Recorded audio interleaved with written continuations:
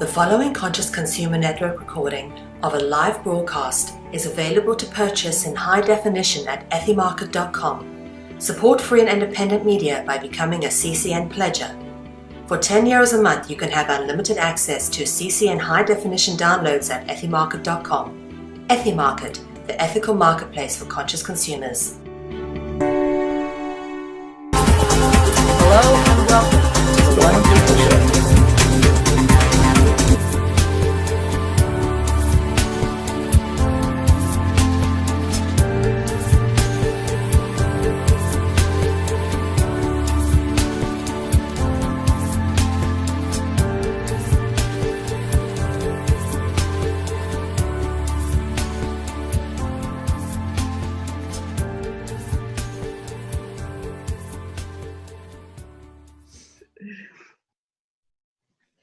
Hello and welcome everyone to the One People Show for this week. Hello to everybody in the chat room. If you want to be in the chat room, you can go to lisamharrison.com and go to the Watch Live page. And if you don't know, on the top right-hand corner of the chat room, there's a little square box. You can click that and it'll create it as a pop-out so you can have the chat room and the video stream side by side. Wow, now that's done. Hi, Dee. Hello. Hi, everyone. Welcome to the show where time is irrelevant and reality doesn't fucking exist. We've got a running joke right now that Dee and I are convinced that we are actually sharing a cell somewhere, a nice padded one, straight jacketed up, highly drugged, and we're sharing some kind of delusion. Yeah. And as soon as we can get our shit together, we're going to help each other escape. And we're going to run off to some sort of deserted island somewhere and drink Mai Tais. Yep. And I've carried on the conversation while you were sleeping in the RTS Skype room. We have a whole bunch of people joining in. I've said everyone's got to team up so everyone can help untie everyone else's straitjacket. And then we're all going to go to the tropical island where it's all you can drink Mai Tais and detox from all the antipsychotic drugs. Because I look around and I think that is the only answer sometimes. This is all a dream. This is all a hallucination. It's just one big delusion. It can't possibly be happening. Yeah. I have, I've gone through all the logical explanations over and over, and I'm right back to that one again too. And I have to tell a story, and I'm going to tell a story now that will, just to give you an idea. So, as you all know, last night we had the Untangled Gathering, the Fear and Loathing Symposium. So I had a little happening last night that happened right in the middle of the symposium. So those of you who were watching live last night, it happened at some point in time during that symposium. So the background of the story is my 10-year-old daughter lost a tooth 3 days ago. And the tooth fairy forgot to come for 2 days. Now, of course, it's an ongoing game because she doesn't believe in the tooth fairy, but she insists on playing the game, and she insists that we have to play the game. So it's gotten to like epic proportions now. So as I was on Transpicuous News and then going into the Untangled Gathering, Nick had tried, when he was putting the kids to bed, to try and sneak his hand under her pillow when he was giving her a hug and a kiss goodnight to get the tooth and drop the money. And it didn't work. She caught him and was like, "No, Daddy, it doesn't work that way." So once she was asleep, or so he thought, he snuck back upstairs. So this is in the middle of the Untangled Gathering. He sneaks back upstairs and he does the whole, like, trying to feel under the pillow. She's got a little Mentos gum plastic case. So it's not like it's just a little tiny tooth laying there. It's a big case. He's trying to feel around. He's sure she's dead asleep. Well, doesn't she roll over and go, "Really? Really?" And he's like, "Baby, no." And she's like, he sneaks back out of the room. And she comes downstairs. Now, they're out there in the hallway. The door is shut. I have both earplugs in. When both earplugs are in, I can't hear jack shit that's going on out there. And she comes downstairs, and Nick makes a big production, like getting down on his knees, begging her, saying, please just take the money. Please just take the money. And she has this look that she gives it is, I can't even come close to it, but it's basically like, yeah, no. Here's your money. And drops it back in his hand and goes upstairs to bed. Tug ends last night. I take out the earphones. We get offline. I take out the earphones. Nick comes in and he says, oh my God, the funniest thing happened while you were on the symposium. And I'm like, what? And he starts to tell me. I'm like, yeah, I know. Kira told me. And he says, no, she didn't. She never went into the living room. I said, yeah, she did. She came right in here and stood in front of me and said to me, Mommy, I caught Daddy trying to put the money under my pillow, and then I told him he couldn't do it that way. It's, like it's got to be the tooth fairy that does it. And Nick says to me, no, she didn't. And I'm like, yeah, she did. And he says to me, Danny, you were in the middle of the conference. How could she have come in and talked to you in the middle of the conference and told you the story? And I'm sitting there going, but she did. I remember her standing right here in front of me and telling me the story. So this morning, Kira gets up and Nick is having a joking around with her because she's like, oh, look, the tooth fairy came. I got my money. I had to sneak upstairs. I got the tooth. I got the money under the pillow. So, and I said to her, yeah, Daddy told me all about it. And I told him that you had already told me. And she goes, yeah. She remembers telling me. I remember her telling me. And yet it is absolutely physically impossible that she came down here, in here, and told me. And we're sitting there saying. But okay, so from her perspective, were you sitting on the Tug event? I was sitting on the couch, like this, in front of the TV. Like with the TV, the computer. I was sitting right here. She knew exactly where I was sitting, which is exactly the perspective I have of her telling me. And she came in and told me. And Nick said she couldn't have, because she came downstairs after Nick had already gone up while she was asleep. It was like midnight when she came downstairs. And I said to Nick, well, you know what? Are we looking at one of those timeline things? Because technically, on Friday evening, we canceled Tug. Technically, we canceled Tug because we were supposed to do the Fall of the Empire Revisited, and it with Randy and Roger couldn't make it because they both had emergencies. And we canceled it. And I said to Nick, is that like some kind of weird crossover where in one timeline there was no Tug, so I was just sitting here on the computer like I normally would be after doing Transpicuous News, and she came down and talked to me? But on another timeline, or reality or fiction, I was in the middle of Tug. And well, Biggie being at the other end, invisible, but seeing you, would have known if somebody walked into the room or spoke to you and everything as well. And I know he's saying that. Exactly. No, exactly. And that's what Nick is saying. He says she would not, and not only that, my kids know, like they know if the door between our living room and the hallway is closed, and they know when Mommy's doing a show, they would never ever come in. They would go to Daddy, who's sitting out on the front porch. They wouldn't go to Mommy. So it wouldn't have happened. And yet her and I both clearly remember it happening, and it has a completely illogical because I have this clear memory of it happening, and yet I have a clear memory of being in the middle of Tug as well. So I had to open the show with that little bizarro story, which just goes to prove that I'm actually locked in a padded room with a huge amount of drugs pumping through me, and Lisa's probably my bunkmate.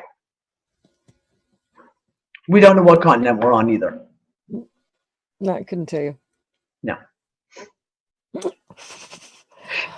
Okay, funky timeline stuff. What I know, a lot of stuff came out of us talking about the Bible too. and the glitches in the Bible. That set a lot of people off on different tangents of inquiry. Some more phrases that it wasn't just the Lord's Prayer, and it wasn't just the lion and the lamb versus the slash versus the wolf and the lamb. There was other things that were looked into, but what I came across was, and I shared it with you, that video. Someone shared it with me. I couldn't tell you who now. From Galatians. Did you get that bit? I did. Which is very interesting. I'd never heard it before. Well, it's very, very interesting because I haven't heard it before either. Now, I mean, granted, Galatians, Ephesians, Philippians, Colossians, and Thessalonians, fucking boring books of the Bible. They're the kind of thing where you kind of glaze over when you're reading them, because Paul, oh my God, all that dude did was just fucking talk. My perspective as a kid, right? But I don't remember that scripture. And yet when you sent me the video, I read that scripture and I went, oh my God, this is huge. So what basically it's a scripture talking about it's the New Testament, the Apostle Paul talking to the Galatians, and he's talking about the old stories of the Bible, and he's talking about Abraham, and he has two sons. So he's got Isaac and Ishmael. Something. I think. One was to a free woman, and one was to a... Right. So Ishmael's mom was Hagar, who was a slave. She was a slave, I believe, from what I remember. And Sarah was a free woman, a Jewish woman from what would become the tribes, obviously. And basically it goes on talking about, the free woman and the bonded woman and blah, blah, blah. And the scripture says, and this is, basically says, this is an allegory. Now, allegory. Basically say that. It's literally says that. It says, this is allegory. Now, allegory means it's not true.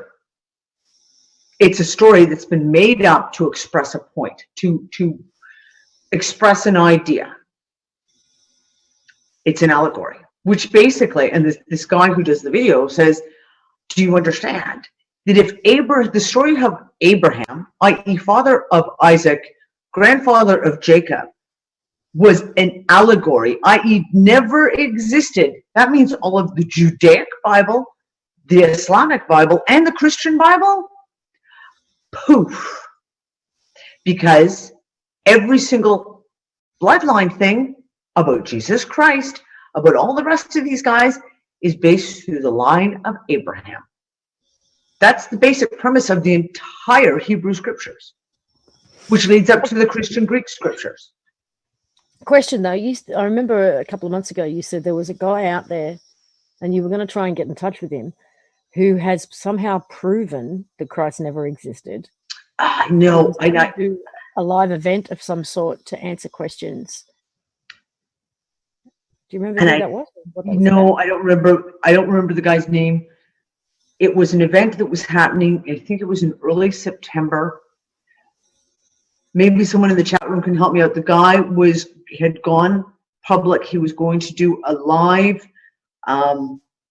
presentation with all of his information about the fact that Jesus did not exist.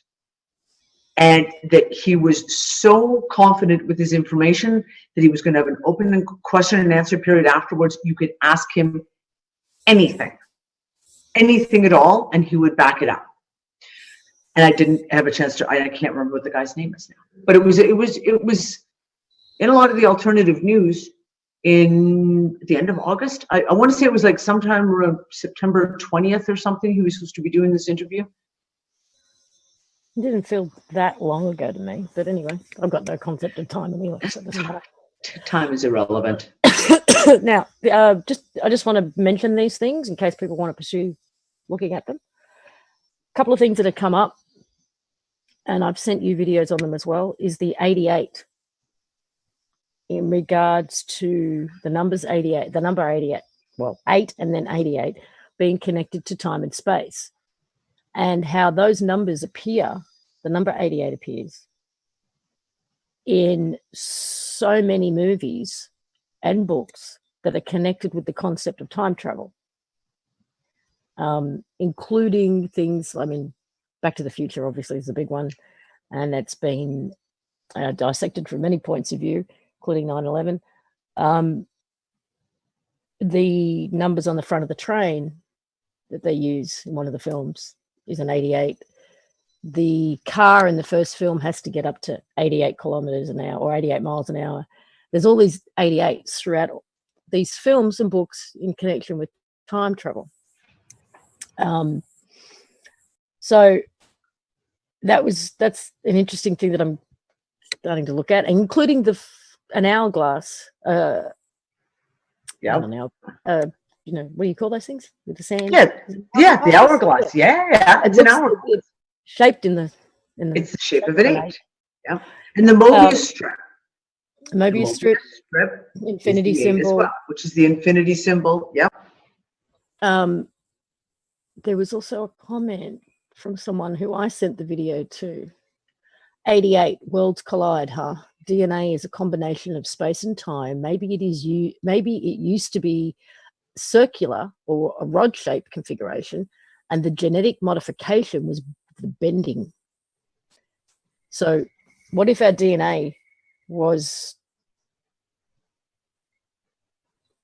a circle and someone just put a kink in the middle of it, if you know what I mean? Which puts us back into this loop, the continuous loop.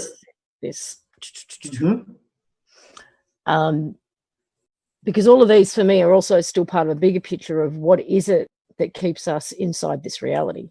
There has to be some kind of mechanism, whether it's inside our DNA, inside the physical body, something somewhere that gets us to resonate with this holodeck that keeps us in here. Unless it's external.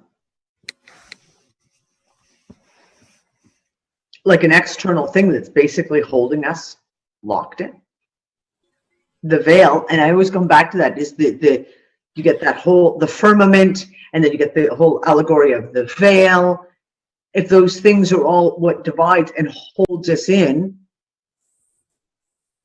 There's a, I don't know how to, what's the word to describe this? I'll say dissonance within me when you say something external, because I feel like from within the body is how we get out of this. You have to be in body, and somehow transform it from the inside out. I'm sure there are all kinds of external mechanisms for putting this thing in place, but there has to be something within us that keeps us here. That's how it feels to me. Oh, and kind of off topic, there's a group, what are they called? It's a civilian space something or other. And they put the first civilian rocket, and it's like, I don't know, it looks like it might be 10 feet tall. It's not a huge rocket, right? And they just shot this thing straight up, and with cameras on it, and you can see that it's going straight up at incredible speed. The ground underneath it, because one of the cameras is just pointing down, the ground underneath it just change. I mean, it shakes and it's doing this really, really quickly, but it's the same plot of land directly underneath it. This thing's going straight up until it hit 77 miles, I think it was, up. And it just went, whoop. It just stopped dead. I have no explanation for it. I want Nick to have a look at it and explain to me how this thing could do this. To me, if it broke through the atmosphere, I could see it slow down. I could see it potentially start to fall backwards, or you'd see the ground move underneath because it's now floating around a little bit, or it would maybe tip something. once it broke through the atmosphere. But that doesn't happen. It also doesn't hit something solid and explode. It just Stops. Dead. And if the power source went out, it wouldn't do that either. It would have, have momentum. It would slow down and then it would start to. I've got no explanation for this. It's a trippy one. But I mean, the people who promote the concept of a dome talk about it being quite solid. You know, this didn't look like it hit something solid. It was almost as if it got absorbed into a gel in a way. Like it just, I don't know how to explain it. So I'm going to send it to, I want Nick to look at this one. Oh, you got to send it. Send me the link. Let's take a look. It's really weird. Has anybody in the chat room seen this piece of footage? Because I haven't seen this one. No. It ran out of fuel. People debunked that. But even if it ran out of fuel, it wouldn't stop. It wouldn't just stop. No. It wouldn't stop. It would sputter. It would tilt. But it didn't even sort of. That's what I'm saying. That doesn't work that way. Send me the video. Send me the video. And we will have the engineer, Science Geek, look at it. See what he says. Because that's just bizarre. Okay. Now, also speaking of what keeps us in here, last week I was. We already came up with it. Remember, straitjackets and drugs. Straitjacket and drugs. Yes. The Collective Imagination show last week, Barbara was unavailable and I ended up on my own, and I brought up the conversation of chakras. Yes. For whatever reason, the whole idea of removing your chakras has become a thing. And I really wanted to see and talk about chakras and the Kundalini, actually. And because I'd sort of, leading up to about 2 weeks ago,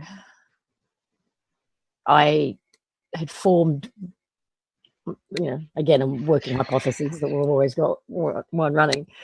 And it was about the Kundalini as basic. Okay, how do I explain this?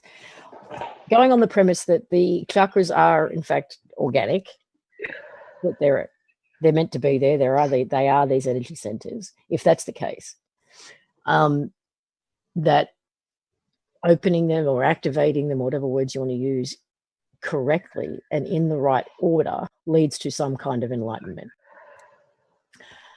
Based on that premise, I felt like the Kundalini energy was a implanted safety mechanism, not for us, but for whoever's controlling and manipulating, to prevent that awakening from happening. If it looks like it's going to happen, if things start to get stirred, this Kundalini energy wakes up and kind of blasts the whole chakra system, bypassing a lot of the chakras, and goes straight to the brain, blows people out, and they end up losing the plot.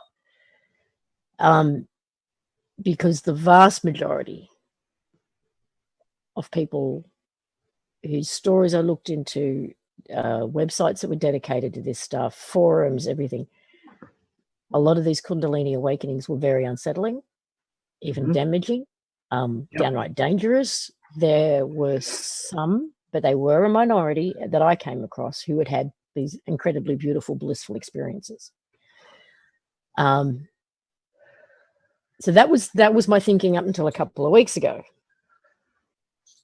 But then all this business about the chakras started coming my way as well, and I thought, okay, I've got to look at this. And now I'm just open to the question of, well, maybe they're not what we've been told. And you and I have had this discussion too. Oh, actually, that's going into another area. Let's leave it at this for now. So I know that a lot of people that listen to this show don't necessarily tune into the Collective Imagination. So I wanted to see who who around here has had experience with working with the chakras, working with the Kundalini, or had a Kundalini awakening experience, or has any thoughts on whether or not it's possible that they are, in fact, either implants themselves or our energy centers that are manipulatable? Because it could still mean that they're supposed to be there, but they're open to manipulation. And that opens the whole conversation, like the conversation that you and I had this morning and multiple other mornings and evenings.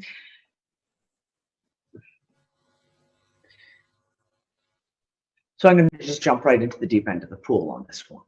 And we talk about, so for example, we've talked about, for those, as we've all shaken off out of this fucking new age bullshit stuff, and we've started to pinpoint all the little pieces that were implanted in there that were very much, you know, religion oriented, or just a religious themed crossover, i.e., you know, Christ consciousness, this kind of stuff, right? And the problem is that I'm seeing, and I think we may have touched on this a little bit last week, is the fact that there seems to me, in my own opinion, just from conversations I've had and articles and videos, etc., that there's almost a very blinded view that we look at. For example, people see the Western religious implants, if you will, and they go, oh yeah, no, that's bad, that's definitely not one, well, that's obviously tied to Christianity, and no, that's tied to Judaism, or whatever.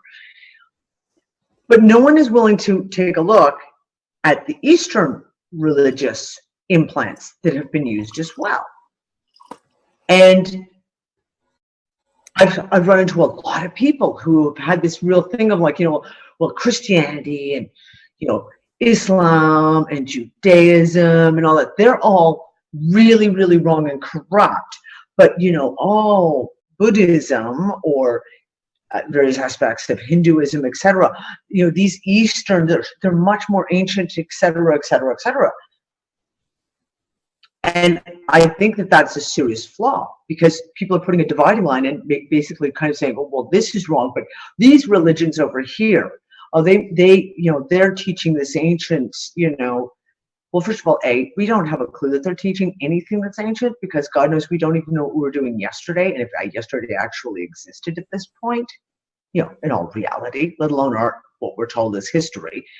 And I think that this is a real big flaw. So when I come back to the whole chakra system, and you come back to, again, this, it is based in religious teaching. It's based in Eastern mysticism and religion, which for me, I've personally just come to a place now that every time I come to seeing anything that's based in any of these ancient societies, secret societies, religious, mystic, whatever, I immediately kind of go, wait a second, we have to relook at this. No matter how innocent it may seem, like sitting and doing meditation and oming and empty your mind and just let everything flow. And now we're going like, yeah, no, not a good idea. Seriously, you know, this is not necessarily a good idea. We have to revisit all these things. So, and for me, the chakras is one of the ones we have to revisit, because if you start dealing with teachings about what color they should be and how you should open them or tune them or how you should use them, those are all based on basically old religious mystic texts. And right there, it opens a big question. That was the conversation. I said, oh, we'll wait, because that's going into another area, but you went there anyway. Sorry. And we're not done with that, because we have more to talk about on that one. Well, just like all Western religions, we've begun to look at, have all been manipulated and may well all be just allegory or something. So have the Eastern ones. But even beyond that, like you said, all of the ancient and indigenous stories and beliefs and cultures. I mean, I know from here in Australia, they say that They were given to them by the star people. So Yeah. everything, no matter how far back you go, it's like whatever we've got in terms of belief, spiritual doctrine, anything, didn't come from us. And it doesn't matter whether it's the indigenous of Australia, whether it's the ones in North America, whether it's ancient from the Aztecs and the Mayans. That's all come from out there somewhere. So if it's all been handed to us, yes, I got your message. You'll be right back. I haven't come across anything yet, and what do you got? Someone out there might know of any philosophy, doctrine, belief system, practice that doesn't say that it was handed to them from outside, that came purely from people's understanding.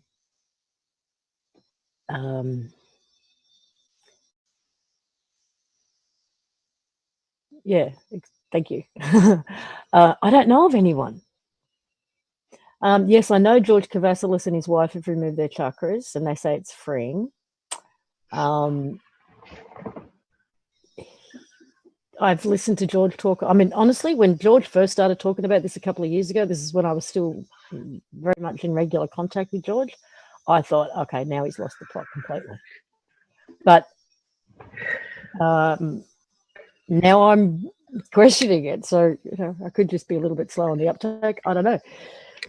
Here's my, when we first started having this conversation, what I always come back to is, if it is a natural part of our being, of this physical, energetic body that we're wearing, if it is a natural part of it, then you're not going to be able to remove it. Maybe you can remove the conditioning that's been put on it. Maybe you can remove the programming or whatever's been done to warp it, if that's the case. You can't.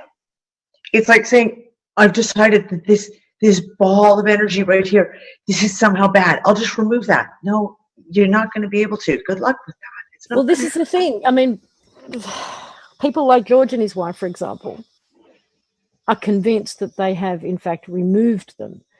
And I came across a couple of stories, and I think George's wife was one of the ones who told one of those stories, where people who can see the chakras have actually seen that these people don't have them. Okay, but here's the thing. Are they seeing? And they panic. And they friggin' panic because they're convinced that people cannot live without them. Okay, but obviously they do. So right off the hop, clearly that's not true. But what if what they're seeing is the programming lights? This purple spot that they see, I don't know where the purple is supposed to be. What if it's the programming lights that it's been programmed? So they take the programming out and now you can't see it. And the colors and the So that's what I'm saying. If it's natural, if the chakras are actually part of our physiological, energetic makeup, then you're not going to be able to fucking remove them even with a fucking scalpel, because they're there. It's energetic. But if they've been programmed into some kind of a control grid, i.e. that gives them all special little light up fucking colors, and they got to spin this way or do this or do that or shine light that way, and you remove that control grid, then perhaps what the people are trained to see is the control grid, not the chakras. They're seeing the overlay of the control grid. So once that's gone, technically the chakras disappear, but it's not the chakras that are gone. It's just the control grid that's gone. I don't know. Okay, I told you about this, and I think I shared it on last week's collective, but I haven't shared it with these guys. So I don't even know when I did this now. 2 weekends ago. I went and sat down on the beach. On the beach. Yes. I put my hands and feet in the sand, and I did the clearing that I shared on last week's One People show. Yeah. When we had a caller. Yeah. You know, so totally made sure that I was sitting in my center and that I was driving, and cleared anything out of my system. And I felt very, very good, and I felt a shift. It was at that point that I went to the next step, and I asked my spirit to basically have a look, see if there was anything, implants or attachments or anything like that. And I said, and scan the chakras, including the chakras. I just wanted to see what came up. And clear, and I just said, and clear it. And I didn't try to then visualize. I didn't try to be proactive and do anything. I just wanted to sit and observe, which I did. And what happened was I saw this energy coming out of each of my chakras, and it was all different. They were all different colors. I couldn't tell you what order. I just remember seeing orange, yellow, red, green, blue, and it was this smoky, wispy, but like chiffon. Strands, yes, like chiffon, and thicker strands coming through, and it all just sort of coalesced into this ball in front of me. And the ball, though, was white. As the colors were all going into it, the ball ended up white. And then right towards the end, this Kundalini energy, I saw it unravel and sort of get drawn out. It was like having a little vacuum cleaner in front of me and just sucking it all out. And I didn't know at the time, and I still don't, was I removing energy that was messing with my chakras, or was I removing the chakras themselves? Who knows? But it felt great. I felt great afterwards. I felt very much in touch with myself and my center and my heart. And I also explained this on last week's show too, on the collective, that part of me that feels like source, that internal sun, that whatever, it's not part of the chakra system. Mm-mm. It's above and behind the heart center, the heart chakra. It's like, just for want of a description, it's as if the chakras are at the front of my body, but this particular center is right at my core. Yep. Front to back. Yeah. Like, it's deep. It's way down in there. It goes, like I said, I feel it out my back and my front, and it's like both sides. But it's not the heart chakra. I know that. No. And when I can really feel into that space, that's when I know I'm connected to my own spirit. Mm-hmm. But so what you're saying is interesting. So maybe the colors themselves are the program. Are part of the programming. And you have to think, anyone I know, let me rephrase this. Every person I've ever known who could read auras or like visually see auras and chakra systems have talked about, even as children, they could see auras around people. They never started to see, or let me say, discern colors until they started getting training. Even if that training was very coincidental, like not necessarily like they went to a course to learn, but through friends, through watching videos or whatever, is when they began to discern color. And that's something that's easily programmable, isn't it? And if you tell someone, well, you should see this color here, and if someone is angry, their aura will be very dark and black if they're having a really bad time. Well, hello, it doesn't take much to read the body language of someone who's really, really in a bad mood to go, oh, your aura is really black. And I don't mean that as a fakery. I mean, it's the fact of psychologically, you've been told if a person is in a really bad place, they're very depressed or they're very angry, they will have a very black aura around them or red aura around them. Your brain translates it. and translates that into the visual as well. Those experiments have been done by the hundreds of the thousands. It's like I don't know if you've seen the experiments where they put special lenses, glasses, and they're concave. So basically, everything you see upside down because it reverses the image. And within a couple of days of someone wearing them all the time, their brain will make the switch and turn the images back upside right. And then when you take the glasses off, you see everything upside down, and the brain has to make the switch. The eyes are an intuitive part of the brain. The brain and the eyes work together. So if the brain is telling the eyes, this is what you will see, because the brain's been programmed that that is what you will see, then that is what you will see. Well, the eyes are more projectors than they are receivers in that sense, aren't they? Yeah.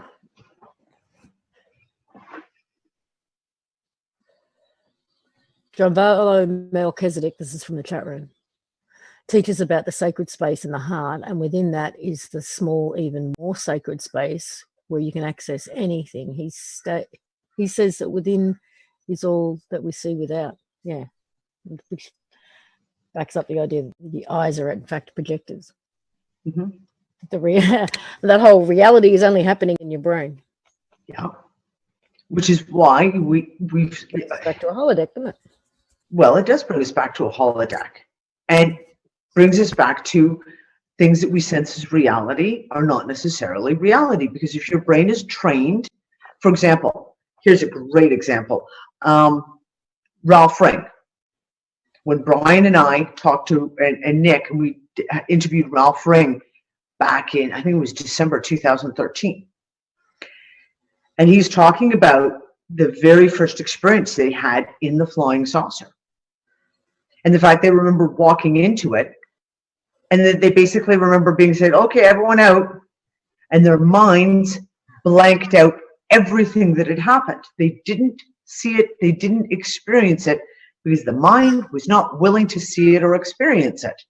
That's his interpretation of it.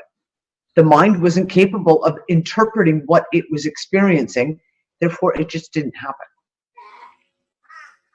The mind is a powerful tool, and if the mind is controlled through programming, i.e. you will see this color here, you will see that color there, it has to move in this direction. Your birds are very noisy today. That's the chicken. That's the chicken. Laying an egg. You never know what you're going to get. Frogs, chickens, kangaroos. The kangaroos are everywhere. Boa constrictors. You had a boa constrictor the other day. Yeah, oh, snakes, yes. Yeah. Snakes are everywhere. And bot flies, by the way. They're March flies. I don't like those. And they bite. Yes, they're very nasty. Susan in the chat room says that she sees auras and has since she was a child. Susan, can you tell me whether that you always saw colors, or did that develop later? Now, Chris in the chat room also is someone who's had a really positive experience with Kundalini energy and chakras. And it was a really interesting conversation last week, because, I mean, some people have never questioned the chakras, never even, I mean, there are so many things that we haven't questioned, you know. Others who have never felt the need to touch them, play with them, open and activate them. Yep. And others who work quite actively with them. So there was all kinds of perspectives last week. And for me, this is all, like I said earlier, it's all part of the bigger question of what tools are being used in order to keep this reality running and keep us bound to it. So I'm open to questioning everything in light of that. Yeah. Well, if you think about us as beings, this Danny, that Lisa, we're multi-level beings, right? So we have a physical, We also have energy because we have the energetic. Your mental, emotional, astral, etheric, whatever you want to call it, in that ability to actually go out, travel, do, see, experience, whatever. And it just seems to me that if you are going to control these beings, you can't just control the one aspect. There would have to be a control mechanism on every single aspect. You've got to control the energetic, the emotional, the physical, the mental, you know what I mean? They would all have to be under control systems. And the chakras are physically connected to organs and functions of the body. Mm-hmm. But are also energetic. Emotional. Mm-hmm. And mental, when you're dealing with these ones. Yeah. Now it's really, really funny because I mean, I've talked about that with chakras before. I said I went through a time where I did all the meditations that you were supposed to do, like open your chakras, and you're supposed to, activate your chakras and all this. And I went through a bunch of them. And this one was no problem for me because I've always felt an energy point here. Always have. And it wasn't until, I don't know, I was like in my 20s before someone said, oh, well, that's your third eye. And I'm like, my third what? And it was someone who had spent a lot of time in India. And they were like, no, that's your third eye. That's why you feel that movement. Because I can always feel like, or used to always feel the pressure, the movement, etc. Now, I haven't, same with my crown. Same with my chest. But those are the only ones. And occasionally the one in my throat. But those are the only chakras that I've ever had any even remote connection to. And in the last year, that's all gone. Now, if I concentrate and think about it, then yeah, I can feel the energy point here. And I can feel this. I can feel it if I think about it. But other than this, and the big one that goes right through here, right through my back, the rest of them don't exist for me. Like, they just don't fucking exist. Now, is that just because I'm delusional? Because, it's like, if you say, I do believe in fairies, then then there's fairies. So if I don't believe in chakras, I don't believe in chakras, therefore there are no chakras? I don't know. Jeff just shared a website in the chat room, and I'm going to give it to you on Skype because I know you're not in the chat room, about the colors and how they came about. I haven't read it. I'm just bringing it up to have a look at. But Jeff's had a look at it, and he said that colors got associated only in the 70s. So Jeff, if you've read that article. Okay, and there you go, because I was going to bring up the whole birth of the New Age movement. The 60s into the 70s was the birth of the New Age movement, where the Eastern, with the Beatles going to India and bringing that guru over, and that was the launch of that Eastern, the meditation, the yoga, the all of this stuff that is when it was launched into Western society. Up until that point, there really was very little of that. Okay, Jeff, is Jeff with us in the room? No, Jeff's not with us. Jeff, how come you're not with us? Why aren't you with us? I'm going to give you if you don't mind, I'm going to put you on the spot. I know. I'm sorry. Guess what? Hi, Jeff. You're coming over whether you like it or not. Can you come and share what's in that article with everybody? If you don't mind, if you've read it. Yeah, because it's really interesting, because I was actually going to bring up exactly that. To the best of my knowledge, all of that Eastern religious based background stuff was in the 60s, the late 60s, and you had the Beatles were the ones who really, really brought it out huge. And yeah, Oh, Chris said he posted 3 hours of videos in the Unfuckers room about chakras and Kundalini, but he thinks it got buried because nobody commented or liked it. So can you please repost? Can you repost and maybe send it to either Lisa or I in a Tag us in it or something. Or tag us in it so don't tag me because I don't even look at my notifications. I get like so many fucking notifications. I ignore my Facebook. Chakratraining.com, the chakras part 1, how the rainbow colors came. So here's something just for me. I've always seen auras as well. I see the white. I've only ever seen the white. I've never seen colors. I've never seen shades, but I've always seen that whitish light around people. And especially, believe it or not, it was plants. It was the first way I noticed it as a child, is that all the trees would glow. And it wasn't until I actually made a jump to realizing actually the humans do too. That's kind of cool.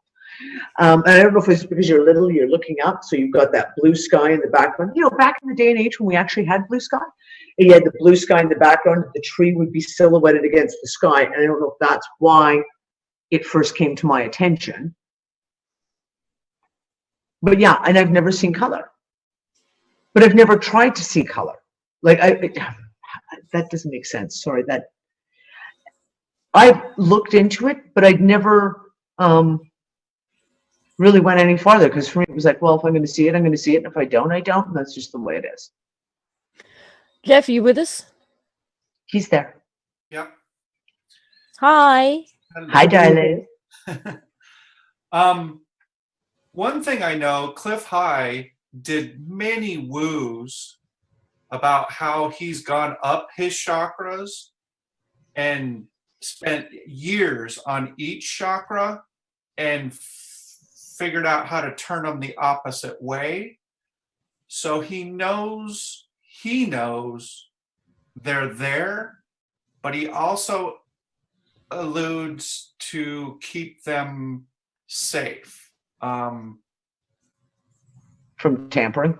So that's a sideline.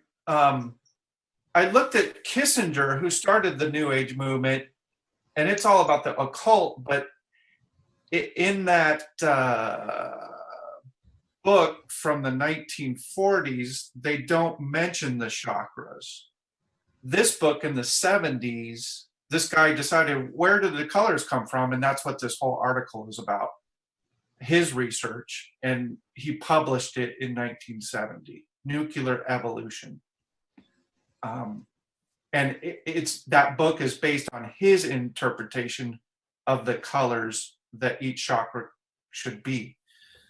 So if anybody in the chat or my mom. Well, actually, just on going with the hypothesis for a second, that the colors are in fact a manipulation of some sort in the chakras, what does that then mean for things like the indigos and the crystals and all of that? Because I mean, that came through initially from a woman who said she was seeing all the kids' chakras had changed. There was all this violet and indigo color in all these kids' chakras. Yeah, and what comes to mind is Stuart Swerdlow's, work on colors and all of his programmings, which to me is a big red flag. But I mean, colors are interpretations. I have a tough time with it. Well, colors are frequency. Everything is frequency. Color is light. Light is frequency. And colors have a frequency, which is why all I've got in my head is do do do do do. Right. But I mean, this is the whole thing. I mean, that's why they always talk about colors and what color you paint your room. And I have joked for years, because I'm sorry, I'm a really sensitive, hyper stupid sensitive person to a lot of shit, noise, color, etc. And I wear black a lot. The fact that there's certain colors in paint that should be banned. It should not be allowed to make certain colors of paint that you put on your wall, because people who are retarded will pick these colors and then wonder why everyone else in the family kills themselves. Because, and it's a proven fact. They've proven it in hospitals. The color that they paint the walls in the hospitals, the color of the room that you're in for recovery makes a massive difference because color is frequency. It is, but They did it. the color you see is a perception at that moment, and to assign a static meaning to it, that's what I have trouble with. Well, I remember they did an experiment in a school in the States a long time ago. They had a timeout room. This was a very sort of kind of rough school. They had a timeout room and they painted it baby pink. And they would just put the kids who were out of control in that room. And they'd leave them there for half an hour. And they came out completely different kids. They were all calm, they were settled, and that was just from putting them in a baby pink timeout room for a bit. And that is as well as the medical stuff. I mean, for me, like I said, hospitals, I've read so many studies, multiple studies from even the 60s and the 70s. And the fact of it's one of the reasons why the military, when you look in military bases, everything is drab green. There's a reason for that, because it dulls the senses. It literally makes you can almost feel your mind start to go to sleep. Right. I'm not being clear on my opinion. To assign a static spiritual meaning, clearly color does affect you in Oh yeah. what we're talking about. Yeah. Oh, absolutely. No, and I agree, Jeff, that it has to affect you, even in that energetic or spiritual, whatever you want to call it, meaning, because it is frequency, just the same way sound is. So, That Jeff, is are you background. saying? Oh, that'd be a cricket or something. I'm sorry. I need a studio, is what I need. I need a soundproofed room. Soundproof room with egg cartons on the walls. And we'll paint it a pretty color. Pretty colors, yes. Are you saying that in this article, the guy says he can't find anything that goes back prior to the 70s in regards to colors, or you didn't find anything? No, I can't. And in the article, he says, okay, these are my opinions or perceptions of what each chakra color should be. It says it right in the article. Right. And that must have went viral back in the 70s as what the colors are. You reckon that could be the source document of what the color should be? And there you go, because you go in, there's one person brings out a perception. It's like Kissinger inventing, and all these guys inventing the New Age movement. You bring in a perception. Everyone forgets where it came from, but it becomes repeated so many times that it becomes fact. Instead of being a theory or a perception or one person's opinion, it becomes seen as fact. Yeah, I mean, the chakras come clear back from the Vedic text, but the color got assigned in the Kissinger movement. Well, Chris in the chat room saying that it's in the Vedic text. Are you talking about this? The color? Are you saying the colors associated with particular chakras is right there in the ancient Vedic text? All I can say is, I lived in Southeast Asia for 2 years. In Thailand, where you're surrounded by Buddhists, I have a lot of Hindu friends who used to meditate, used to follow a lot of that stuff, and never once did any one of those ever talk to me about the colors of their chakras. It was never a conversation. I used to talk to Buddhist monks all the time, and I never had a conversation with any of them that ever had anything to do with chakra, colors, or anything else. And most of the ones I spoke to, they talked about the third eye, the crown, and the heart. I can't remember having a single conversation. In the Vedic text. Well, then we'd love a link to a source. Is that one of those little Mandela effect things then, when all of a sudden something appears? Because in this reality, it's become a set thing, and somehow now all of a sudden this appears in a Vedic text. I don't know. I'd like to see it in so would I. Original translation, not in a modern version of the Vedic text. But I think, I don't know, all I know is what I experienced. Yep. And I know that energy with color came out of my body and I felt really good afterwards. That's all I know. I felt a shift. I felt more centered. I felt clearer. I felt more connected. And it came out in colors. We can, I mean, all of us, we only speak from our personal perception. We can only bring to the table what we ourselves have experienced, right? Mhm. So, I mean, that's really what it comes back to is it's just our experience. I mean, of course, like everything that you and I do and talk about, it just leads to more questions than answers. You think? I'm almost, Lots of questions. I'm almost loath to do this because I'm loath to do it.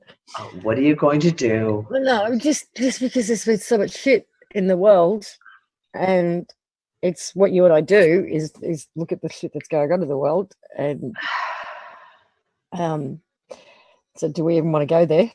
I don't know, you've probably overdone it yourself with Transpacuous News and the recently. Or do we want to stick to this conversation? Let the chat room decide. Chat room, you decide for us. Just tell us, do you want to just tell us what you want to talk about?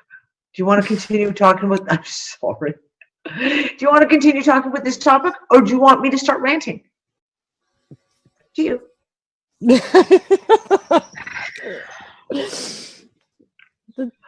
You're funny. But part of this conversation is, well, where does that leave a lot of the healing modalities? And should we even be looking anymore? I mean, does the whole realm of being an energy or healing practitioner, is that redundant? I mean, are we all supposed to be just freaking working on ourselves? No, I don't think it's redundant. I don't think it's redundant at all because, I mean, for me, like I said, it's my internet that just died. That's interesting. You're still there. You're just frozen. Hi, guys. Am I here? No. I can hear you. I can hear you. Hi. Am I here? Am I back? You're back. I'm sorry. Your video was just frozen for a second. I was just chatting away and no one could hear me. We could hear you. Oh, could you? Oh, they're all saying rant, rant, rant. Time to rant. We've done chakras. Stay on topic. We've got a bit of both. Oh, and now she's gone. And now she's back. But you're muted. No. I did not mute myself. What? Okay, so we've got a bit of a mixed response. Enough of chakras, ooga booga stuff. Is that Tom? McNeil? I don't know if that's his last name. No. We could always talk about fairies.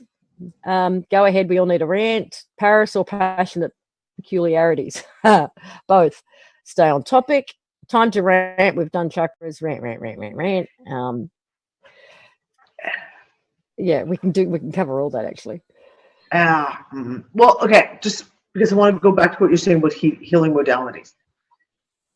Again, personal perception, right? Because I've been studying that stuff for 22 odd years and done the Reiki and done the therapeutic touch and done a lot of that different stuff. Energy flows. For me, energy flows. And we give and we take. And there are times when you don't even realize it, and all of a sudden you can feel the energy is flowing. And if the energy is flowing, there's a reason for it. That's my number one thing. Let it flow. It just flows. If we weren't meant to be able to give energy, then we wouldn't be able to. I.e., it wouldn't just flow of its own accord. So I don't think it's necessarily something where we should just be walking away from all of it. I don't think so. But I think it's like a lot of the other topics that we've discussed, that there are programs and programs get put into this to specifically control it, to tell you how you have to work it, how it must flow like this, and you must do this, and you must, I don't know, hop up and down on one foot with your left hand in the air. But the problem is for me, as we start off at the beginning of the show, I am now questioning everything. And with the Reiki, for example, I had a really good friend of mine in Malta who was a Reiki master. And one time I was really, really sick, and he happened to be by, and he was like, okay, I'm going to work on you. And I'd already done my first level of Reiki. And he started doing some stuff with the energy. And I said to him, what are you doing? And he was like, well, because I was like, that's not how I was told to do Reiki type thing. And he was like, yeah, I says, but you know what? I don't think Reiki is necessarily the be all end all, so I just do my own thing. And that struck me. That was 24 odd years ago. And it struck me very strongly at the time of like, that's, if this is a guy who I really respect saying, hey, you just got to go with what feels right in the moment. And it was at that point when I started looking at all the other various healing modalities, and every one of them, when I came back to it, didn't feel right. And that's why, for me, when I do it now, when I do energy healing or work with someone on whatever, I just let it flow and trust that my energy knows what to do and the other person's energy knows what to do. And if I'm just going to send them energy, I trust that their energy, their body, will know what to do with the energy I'm sending them. I don't need to direct it. I don't need to tell it to spiral backwards in purple light 4 times while hopping up in one foot with my left hand in the air. So no, I don't think we need to walk away from it. I just think it's a matter of to see the programming that is being put in front of us. And there's just so much of it. And we're starting to see so much of it. And whether it's healing modalities, whether it's meditation rituals, whether it's everything. I mean, there's all sorts of things that are being brought forward right now that when you look at them, I can sit there and say that could be programmed just as easily as anything else.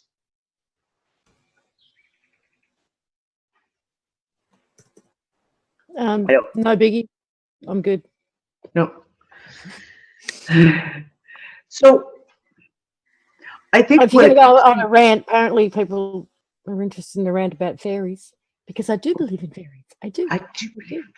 And there was also a fairy documentary just shared by Werner in the chat room. So.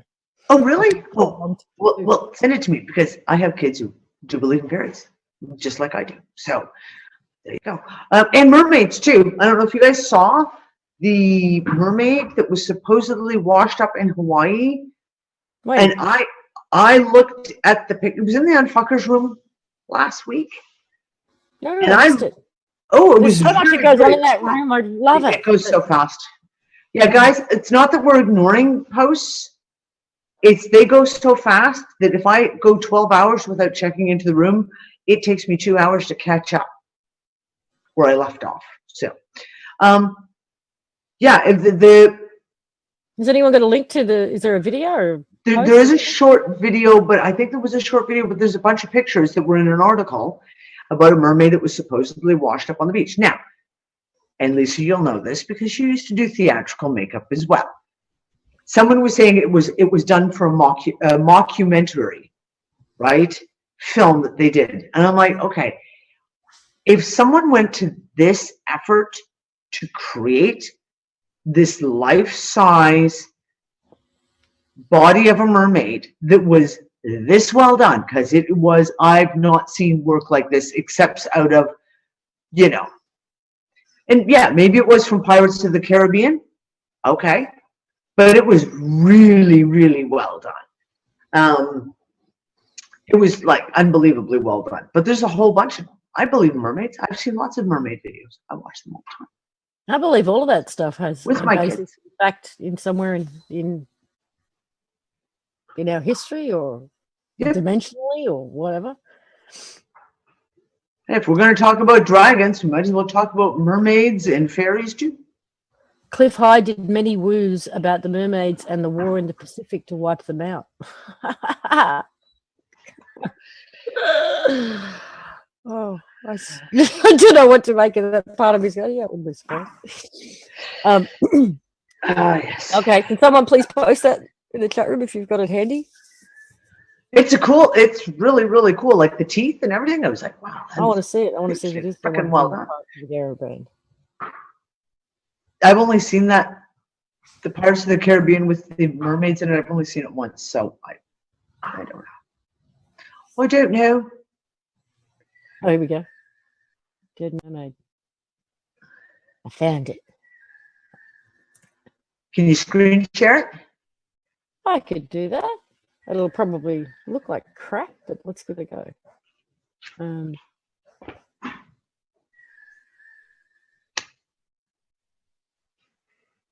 You see? Oh, this one found in Bulgaria. That's the one I thought it was supposedly found in Hawaii. Oh, that's it.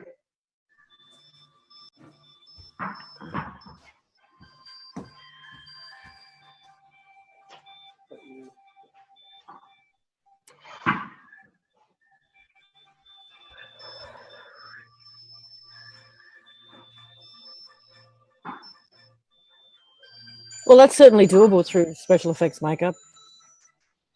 Oh yeah, but it's the teeth in the mouth. I've got those little teeny tiny, like a fish tooth, like little tiny spiky teeth.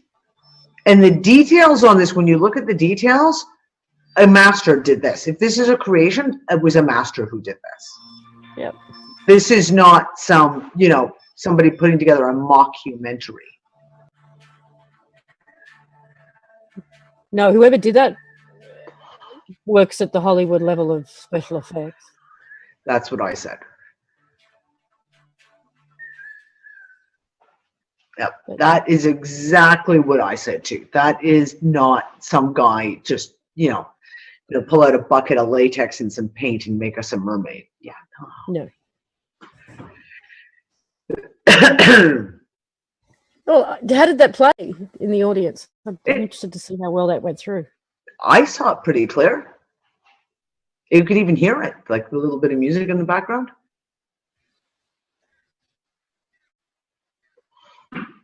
Yep, there we go.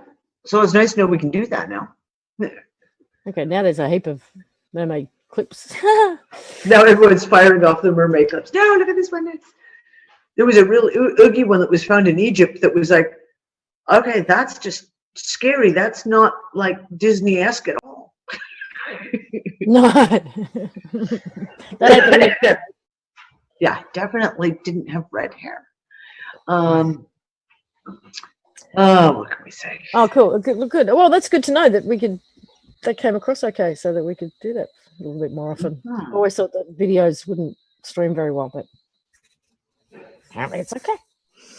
There we go. There you go. Okay, rant time.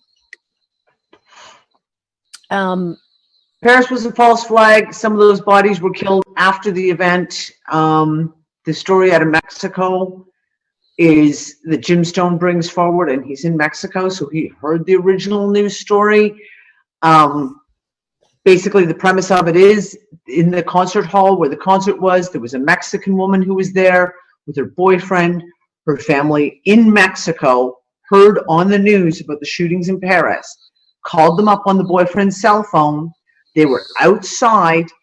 He said to them, yep, we're standing here. We're okay. No, we're fine. Don't worry. She's right here next to me. We're fine. They told the media. It was enough time for the Mexican media to announce that there was a Mexican woman had been in the theater, but she had survived and she was perfectly fine. A few hours later, they find her body in the theater, shot dead.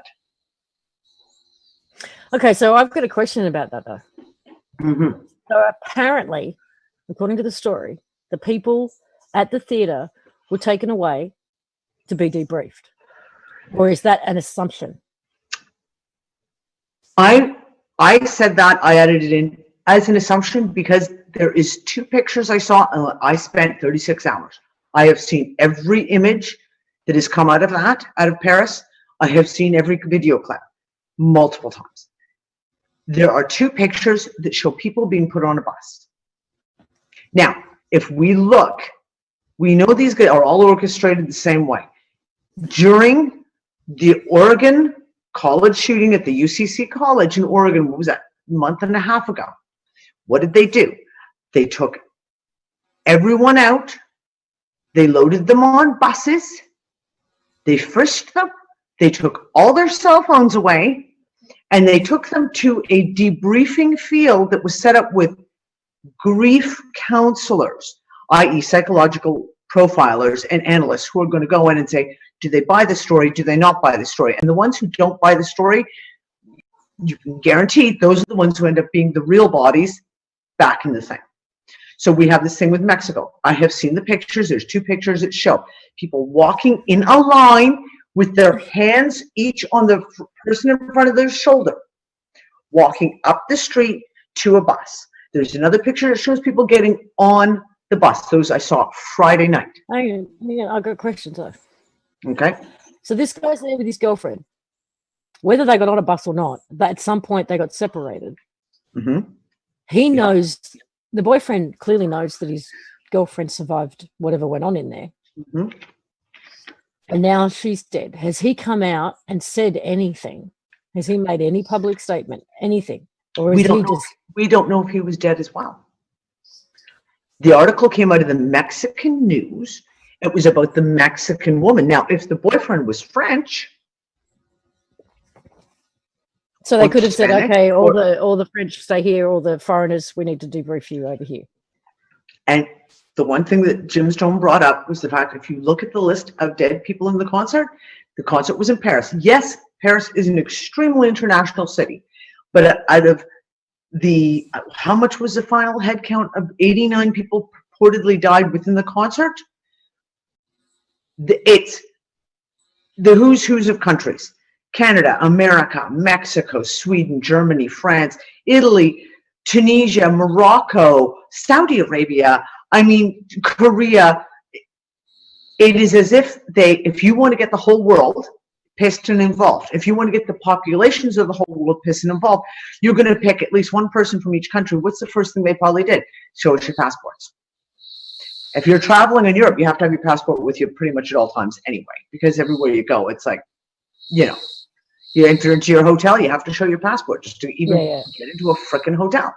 So they go through, they question these people, and if I talked about it on Tug and on Transpicuous News, there is a profile that they know works. So you've already got the people pre-programmed about terror attacks anyways. France, Charlie Hebdo was a great rehearsal. You have people with all that programming in them anyway. So you have an enclosed theater, you fire a gun up into the air. People panic, they start to run. At that point, people turn off. They go into fight or flight. They're fleeing, and they run. And they run out the door, and they get outside. And they may not have seen a single gunman, a single body, a single bleeding person, anything. They get outside. They get ushered away by the police. Quick, oh, down here, down here. The police tell them there has been a terrorist attack, or there's been an attack. There's a gunman in the theater. Go over there. We'll look after you in a minute. So you've already now been programmed by the policeman. They've told you what you've seen. Then you go to, in the bus, or to an area where you know they've got the counselors, whether you know they've got the EMT guys, that everyone else is there, and they're saying to them, this is what's happened. All put together very, very quickly. It's all put together, and it's like there was an attack, there was gunmen, people were killed, they're holding everyone hostage. You're so lucky to be alive that you got out. Thank goodness. And then the families of those people have already been prepared by the media. So the first thing they do is call home, and the family, oh my God, thank God you're safe. Oh, all these people died. Oh, blah, blah, blah. Now the person is completely programmed. Now, that's not going to work on everyone. There are going to be people who are going to be like Lisa and Danny and pretty much everyone in the chat room who are going to go, you wait a fucking second. Yeah, well, obviously, here's a heads up. If you ever find yourself in a situation like that, act stupid. Act stupid, look like you've just bought the whole thing. Although I've come to an absolute conclusive way now how we can tell where the next terrorist attack is going to be. Oh, We need someone who's absolute. I've got this worked out. Don't worry. The chick who was at the Aurora, and she was at Sandy Hook, and the Boston Marathon. Did you see that chick? No. All we have to do is track her. If she gets up and goes to Japan next month, we know the next attack is going to be in Japan. So all we have to do is track her. Because she shows up at all of them. So The most unlucky woman alive. Or the Yeah, luckiest yeah. woman alive, depending on which way you want to look at it. she always survives. Always. Yeah. She goes through a shitload of mascara, though. All that bawling and crying. So yeah, I mean, this is the whole thing. So we actually talked about this on Tug, and Mel V brought up the very pertinent question, is that a lot of people assume that the word false flag means no one died. That is not what false flag means. False flag isn't saying that no one was killed. False flag means that it was a set up by a government to push an agenda. And there was someone just posted it in the Unfuckers room today.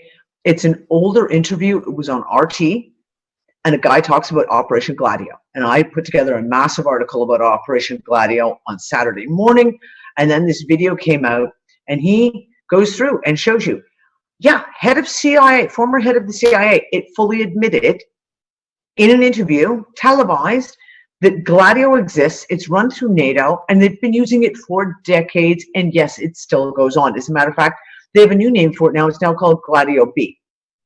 What's Operation Gladio for those who have never heard?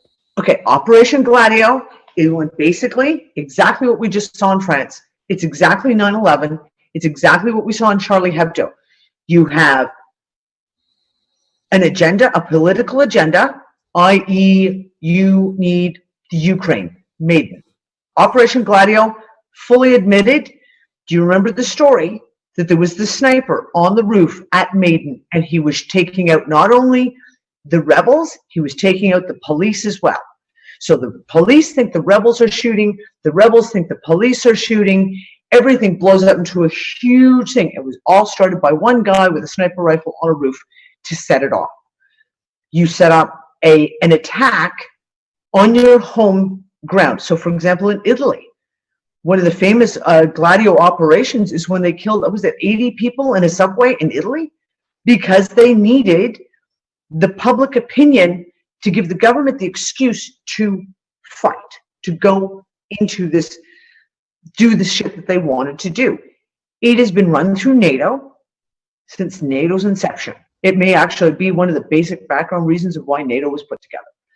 And they have got the president of Italy, former president of Italy, came out and openly said that the deaths on this one particular thing that happened in Italy was an Operation Gladio run through NATO.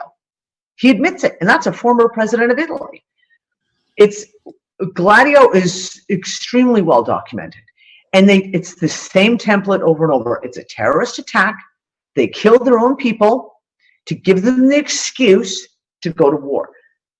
Second World War. The Germans done. It's a result of it. Closed all their borders. Have they declared martial law? Oh yeah, it's a state of emergency, but a state of emergency is just martial law. They've got a curfew. The borders are closed. No one can leave or come back in, and that you can't travel anywhere. For example, there's Cyril had a friend who had to go from inside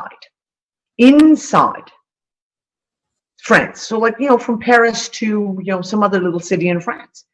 He had to be at the airport 4 hours in advance just to get through the security for an internal flight that you usually get there like an hour ahead of time.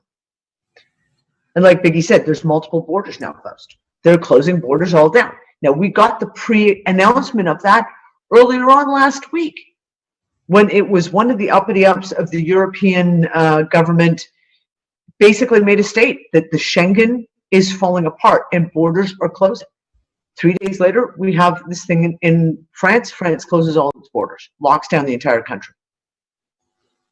Well, did France need an excuse to close its borders to the refugees?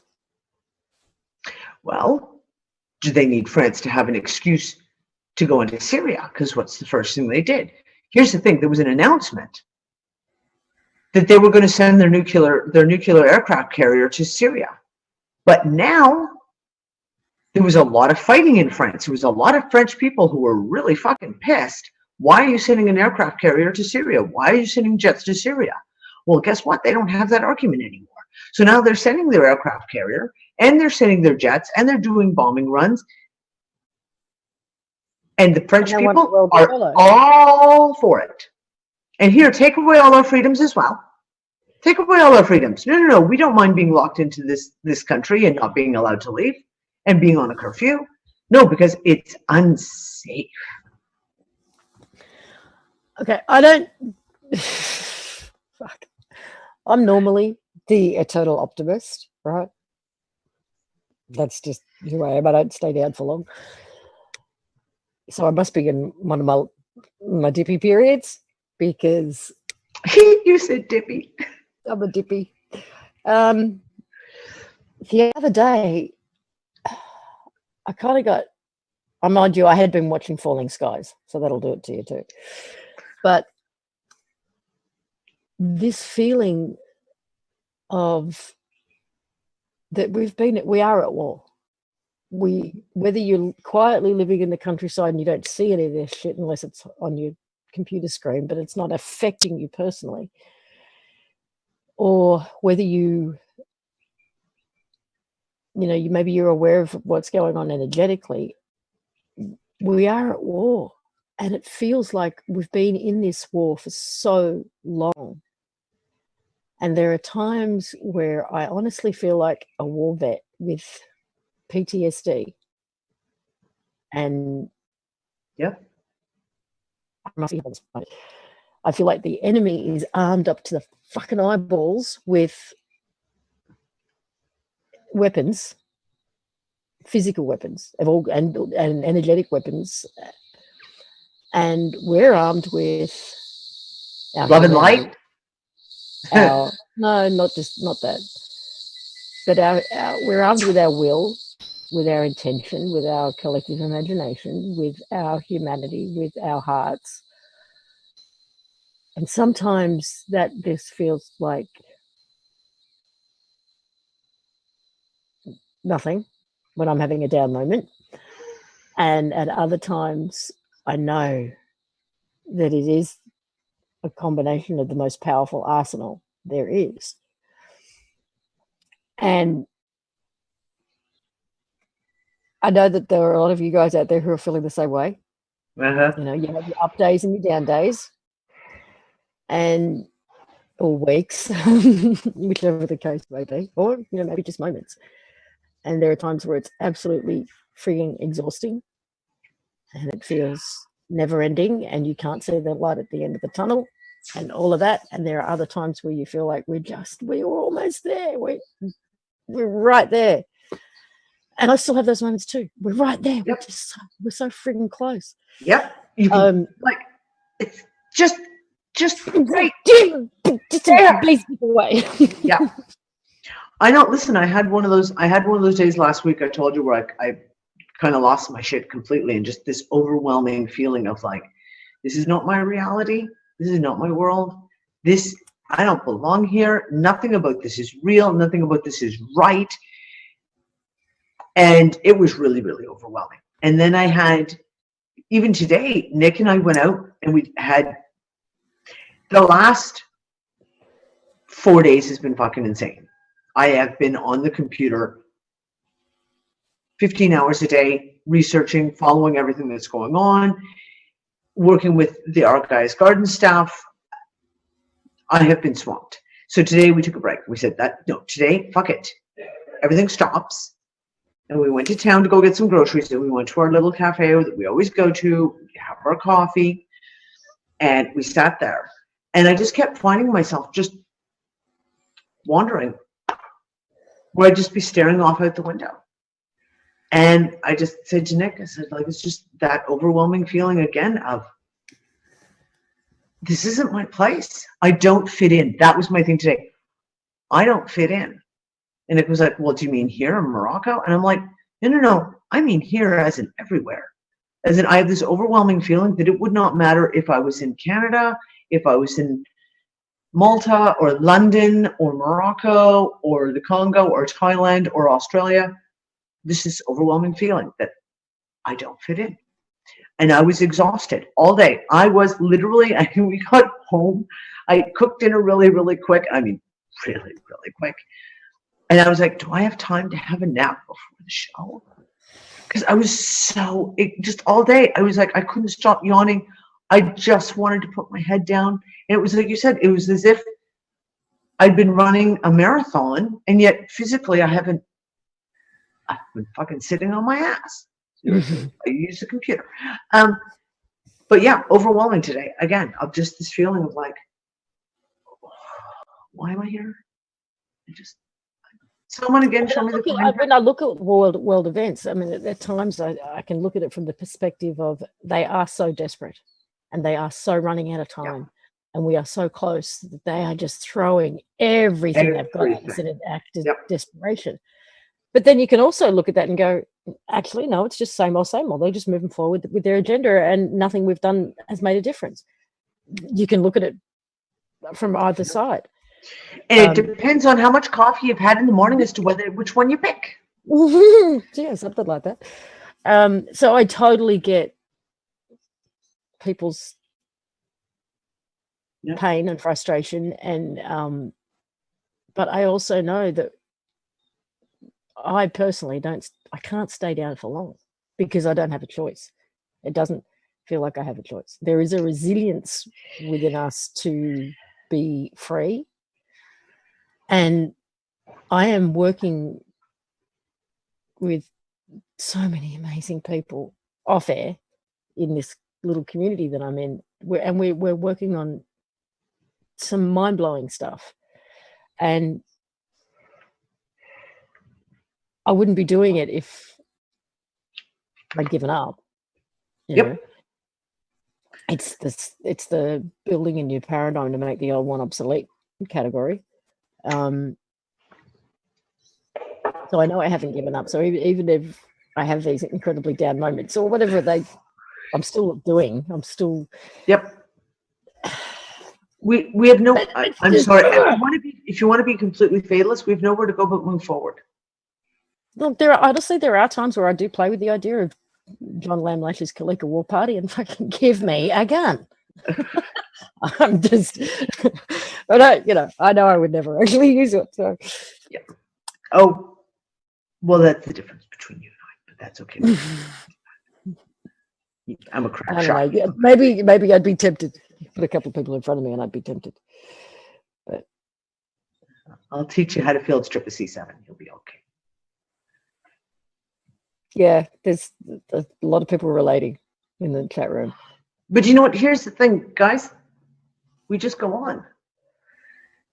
We have shit to do, and we all know we have shit to do.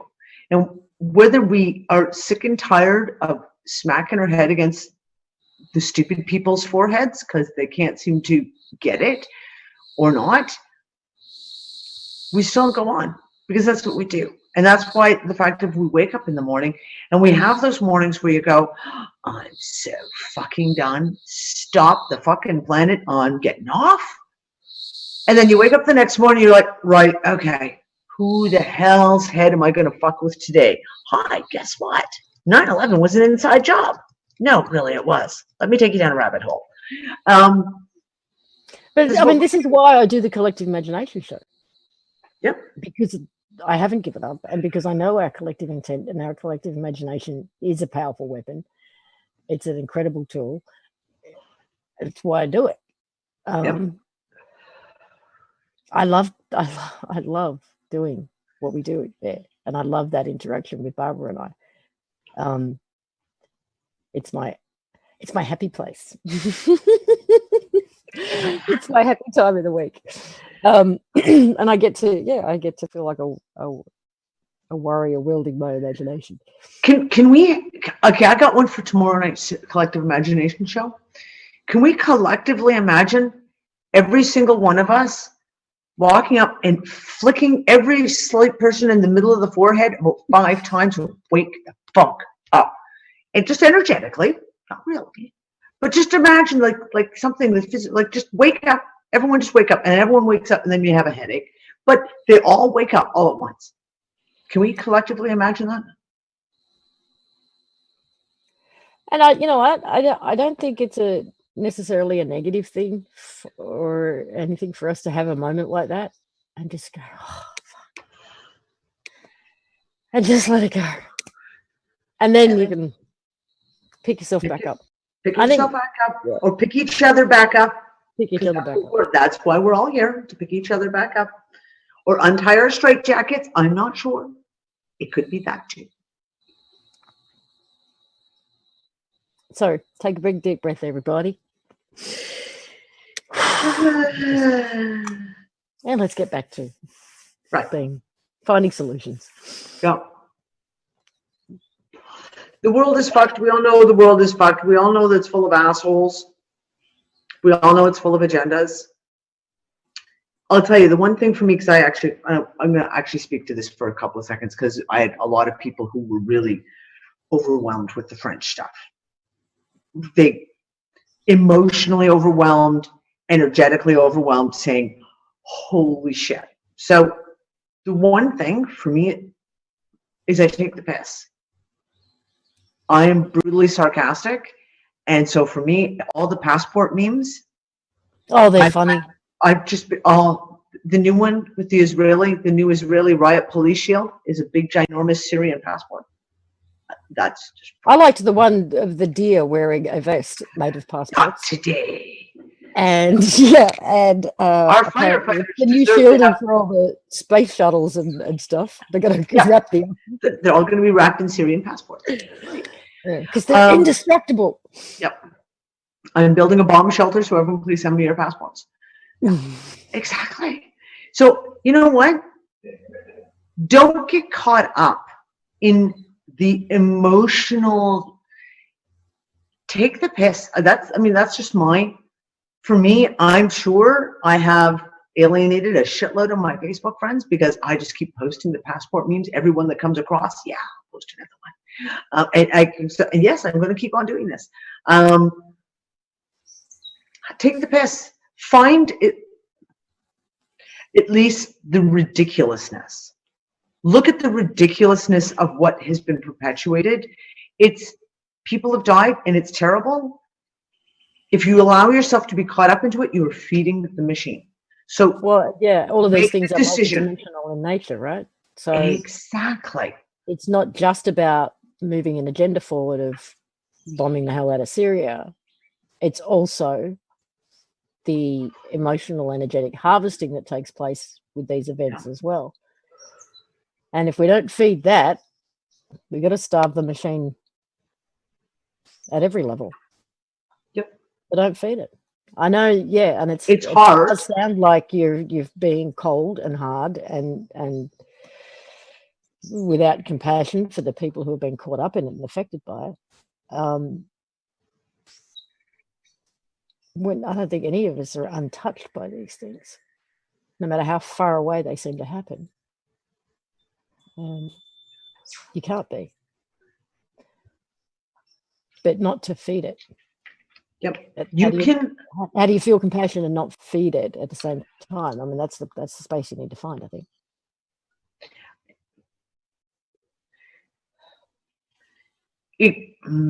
Unfortunately, like I said, there's that whole meme out there that goes on about how you can't, don't dwell on the negativity. You can't look at the negative. You got to just always have your attention on the positive, because otherwise you're feeding the negative. And recognizing the negative is not feeding the negative. Seeing the negative is not feeding the negative. If anything, it disempowers it. Right? Because when you see it, you can take the energy out of it. You can long as you immediately make a choice at that point. Exactly. Okay. That's what I don't want. Seeing it for the contrast that it is in order for you to discern what you do and don't want. Don't wallow in it and feed it. Just go, okay. I see it. Not what I choose, and this is what I choose. Yep. Disempower. And like I said, my disempowering is through ridicule and sarcasm. But that's just me. I go back to Abraham when it comes to things like that. Very wise words, Abraham Hicks. In terms of seeing the contrast for what it is. Because I do believe that whatever you focus on, you feed and you attract and you get more of. So when you and I kind of debunk the love and light stuff as if to, and say it's not about just burying your head in the sand and just, doing love and light. I don't think you're being honest with yourself if you do that. But there is and it's a fine line. But I think seeing and acknowledging and then naming and whatever, and then just going, making a choice in that moment. I do not choose that. This is what I choose. Is important. Yeah. And that's where it's a fine line too between showing empathy and compassion for the people who are being affected at the same time, not feeding it. Yep. And it's a hard one to balance sometimes. I mean, listen, how many times have I said to you, I think I'm done. I don't think I can do Transpicuous News anymore. I think I need to just stop because I just can't keep focusing on it. Like just when I read the news every day and I'm reviewing the news stories every day, whether it's financial news, political, blah, blah, blah, blah, blah. And I do it because I also know that in shining a light on it, it makes it visible. It's like shining a light in the dark corner where the boogeyman hides. If you shine a light on it, it's less scary. And if someone can look at an article and take the article apart and say, yeah, this is what they're actually saying, this is what they're actually doing, it is a piece and a part of disempowering it. Because you shine a light on it and then it's seen for what it is. And when you understand or comprehend what is in front of you, it takes the fear aspect out in a lot of stuff, right? So, I mean, this is the whole thing. We can all think about just journeys that we've had, even things like vaccines, for example. When you first start learning about all these terrible things in vaccines, you're angry, then you freak out because, oh my God, my children were vaccinated. What have I done? Oh, the grief. And you go through this and you kind of feed it. And then you come out the other side where what you do is when I sit there and I say on Transpicuous News, and the World Health Organization has just authorized, more live polio vaccine in Syria, because that's really going to help the problem. And everyone just goes, okay, we've seen it, move on.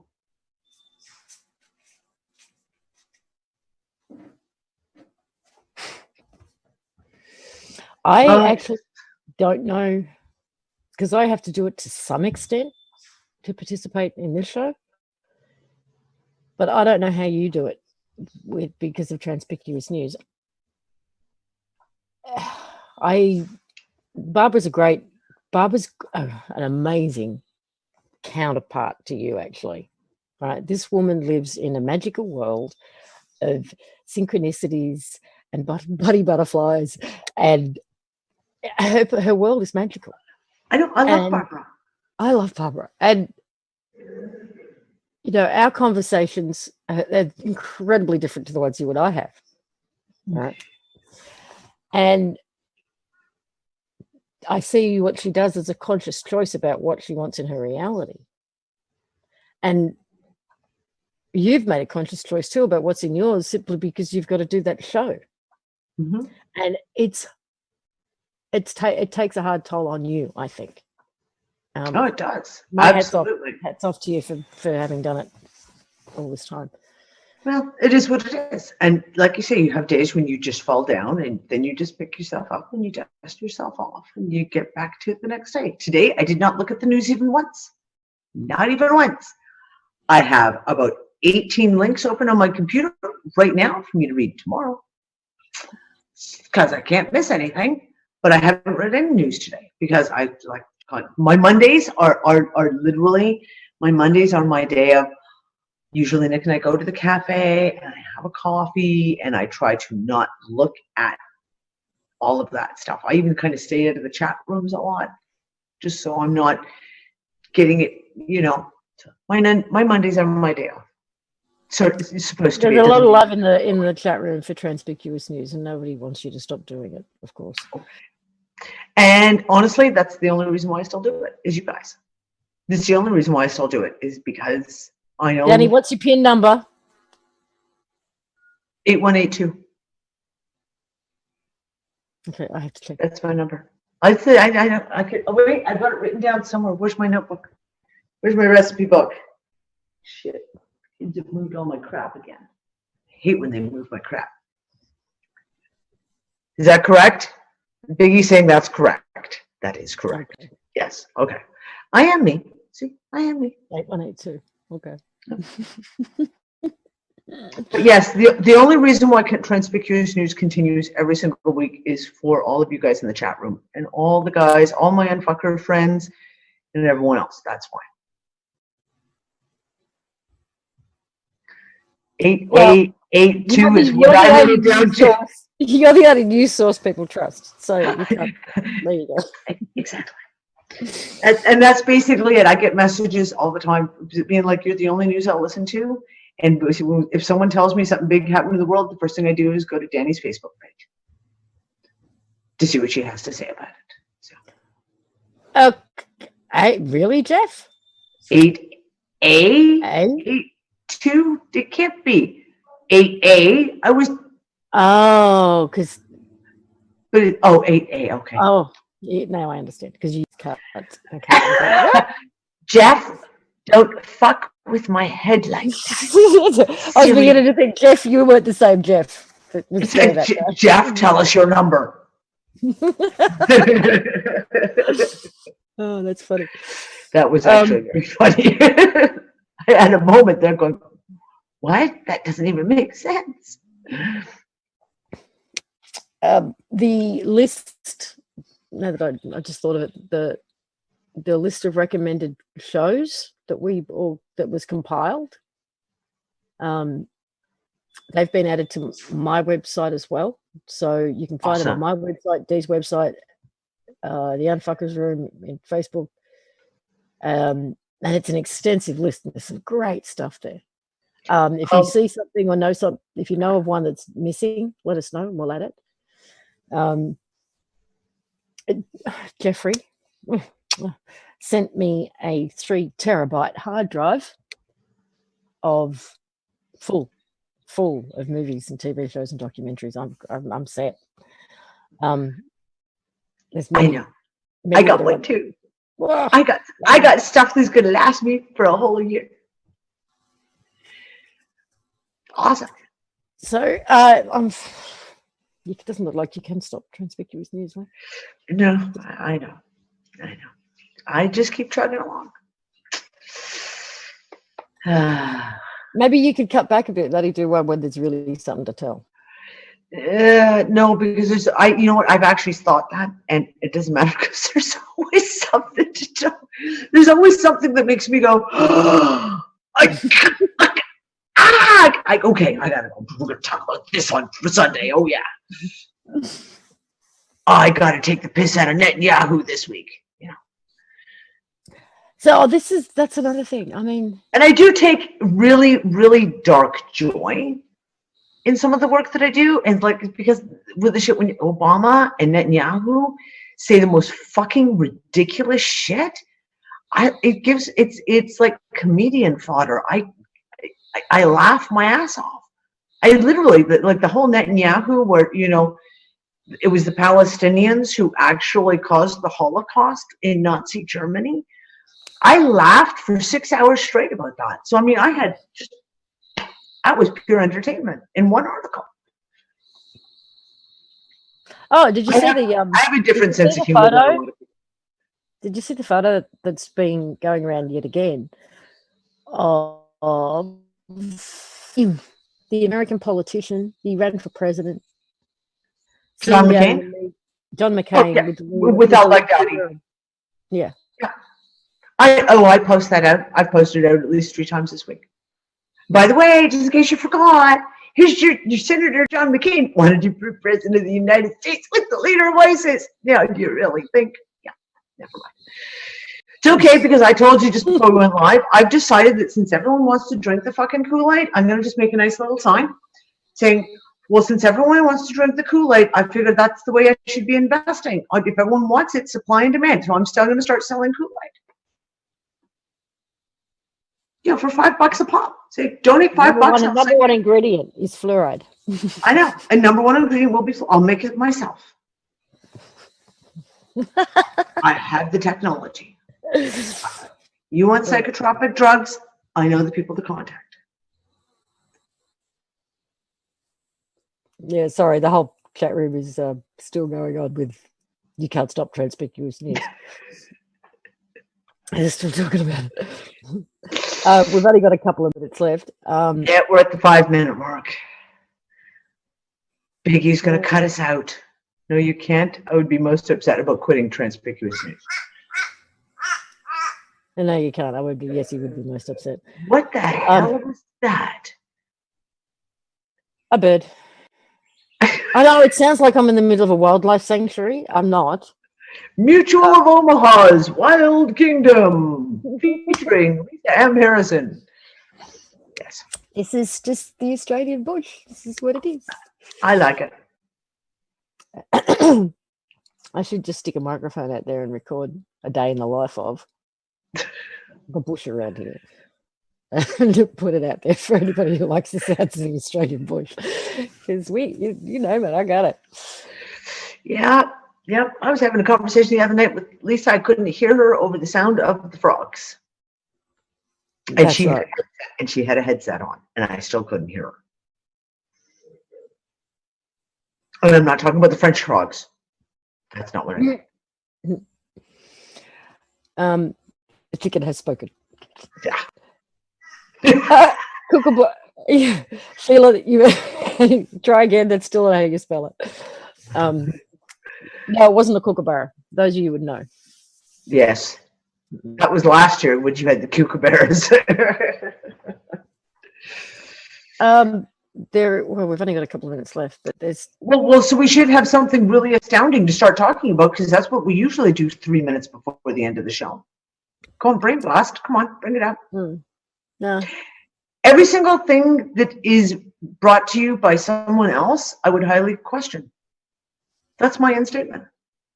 Every training, teaching, program, question it. I'm sorry, that's where I am right now. Just question everything. If someone is teaching you how to do something, telling you how to do something. Okay, I do have something to share, and I don't know. Of course you do. We're down to 3 minutes. On you go. I was reading something, and I think this ties in with, I don't know why, the 88, the DNA, time and space. I have no idea why I haven't made that connection. It's just a feeling.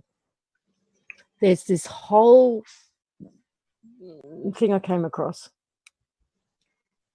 Okay, the Tibetan rites. I've done those for years, on and off. Right, and the very first rite is you just stand there with your arms out, and you spin clockwise, right, to the right. And the Tibetan rites absolutely work on a number of levels. They're not just a physical exercise. From a Chinese medicine perspective, they activate your triple warmer.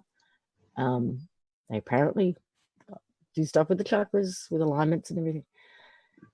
And this book that I was reading the other day, talked about never turning left. And I mean literally. That's Wildershins. Never turn left. That's what? Wildershins. If you're a pagan, a Wiccan. It's clockwise. What? Clockwise. Yeah. Oh, yes, yeah, sorry. Counterclockwise is Wildershins. And you So never do anything on when you Wilderness. have to turn left, you kind of do this little dance where you turn right and go do a loop-de-loop and go left. You actually never turn left. And to continue turning right and spinning in a clockwise direction. And it's got nothing to do with what hemisphere you're on, if there are in fact hemispheres. I'll just put that in there. And what it does to your DNA, and it's tied into activation and longevity and all this stuff. Just something to contemplate. Kill Bill and the Crazy 88s. Yeah. Left spin takes your energy away. Oh, okay, Alison, have you got, send me anything you've got on this left spinning thing. I'm interested. And Biggie just gave us the whirling 0 minutes left. The whirling dervishes? The whirling dervishes, they always go right, clockwise. There's something to this, and I don't know what yet, but I have a feeling it's connected to our DNA. And you check into it. I'll do that. I'll look into it. That your homework So if assignment. anyone's got anything on this, you can always send it to me. All right, we got to go. Yeah, we got to go, guys. We're getting the hurry up. Biggie's kicking us off again. With a threat for a 3-hour Transpicuous News show coming up. That's Yeah, good. I don't Yeah, fucking with that. think so. Okay, guys, I will see you on Transpicuous News on Sunday night. I will be there, I promise. And we'll see Lisa tomorrow night on Collective Imagination. Oh, see you then. See you tomorrow. Bye for now. Bye, guys.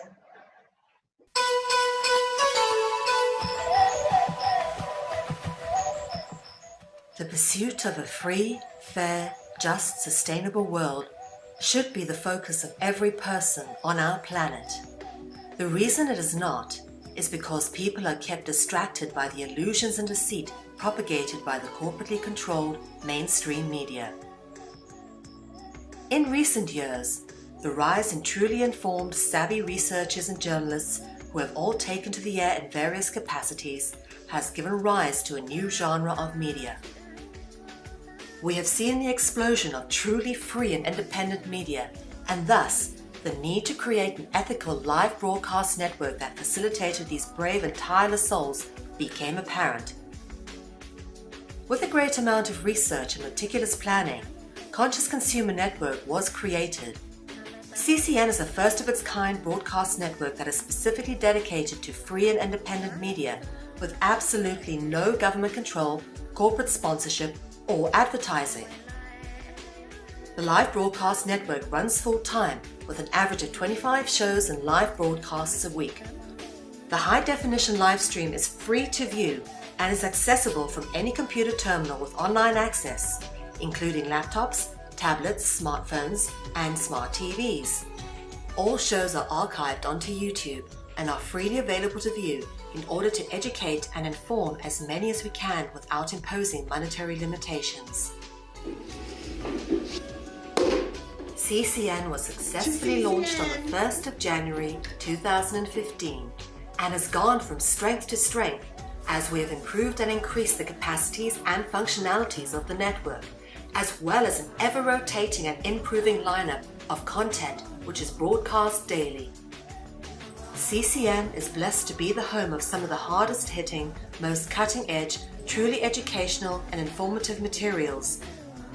Catch interviews, reviews, and talk shows from the many different and beautiful perspectives from CCN's family of interviewers and broadcasters. Since the 1st of January 2015, we have produced over 800 shows. We have over 2 million YouTube minutes watched every month, and we have an average of 1 million hits a day on CCN's website. CCN is viewed in over 147 different countries and hosts broadcasters from 5 different continents. The time has now come to generate funding to keep CCN on the air for the duration of 2016. The total sum needed to continue broadcasting for 2016 is $60,000. This budget includes the replacement of computer equipment, the acquisition of secure servers, which are most needed as we keep getting hacked, plus the renewal of the broadcast license fee for 2016. This is a fraction of the annual budget used by mainstream media networks producing a similar quantity of content. This is what makes CCN so successful, unique, and accessible, is the ability to run a project of this size and reach on such minimal resources. CCN does not claim ownership over any of the material we produce and broadcast, as we firmly believe that information is the common heritage of all beings, and thus CCN belongs to you, the public, and it is up to you all to keep CCN going. CCN would like to thank those who have contributed to the network in the past with resources, content, information, time, and energy. We thank you for supporting free and independent media.